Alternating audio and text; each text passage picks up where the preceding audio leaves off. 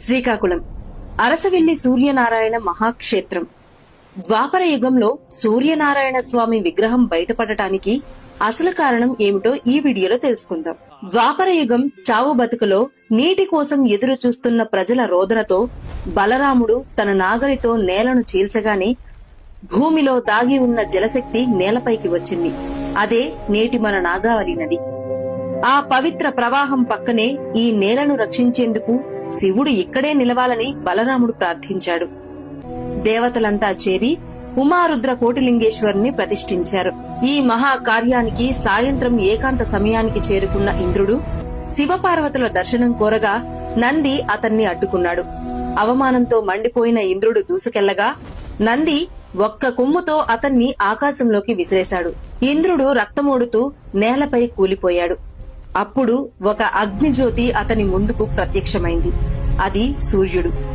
కలియుగంలో భూమిని రక్షించేందుకు నేను ఇక్కడే కొలువవుతాను అని సూర్యుడు చెప్పాడు. నువ్వు పడిన నేలను వజ్రంతో చీల్చు, నా నిజరూపం బయటపడుతుంది అని సూర్యుడు చెప్పారు. ఇంద్రుడు వజ్రాయుధంతో నేలను కొట్టగానే భూమి హృదయం పగిలిపోయింది. అందులోంచి వెలిగింది దివ్యమైన అరుణశిలతో స్వయంభూ సూర్యనారాయణ స్వామి.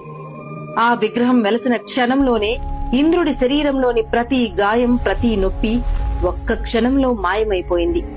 అప్పటి నుంచి ఇక్కడికి వచ్చే భక్తులు కూడా తమ రోగాలు, బాధలు ఇక్కడే వదిలేస్తారని ఈ క్షేత్ర శక్తి నమ్మకంగా మారింది.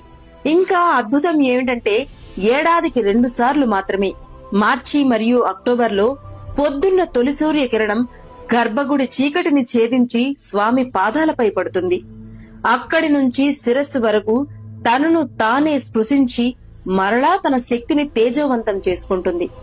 ఇది నిర్మాణం కాదు, సూర్యుడు తనే తన రూపాన్ని తాకే క్షణం. కృష్ణావతారం ముగిసిన తర్వాత కల్కి ఉదయించే వరకు ఈ భూమిని రక్షించేందుకు వెలసిన ఏకైక మహాక్షేత్రం శ్రీ అరసవిల్లి సూర్యనారాయణ స్వామి క్షేత్రం. ఇలాంటి చరిత్ర మీ గుడికి ఉందా? కామెంట్ చేయండి. మన చరిత్ర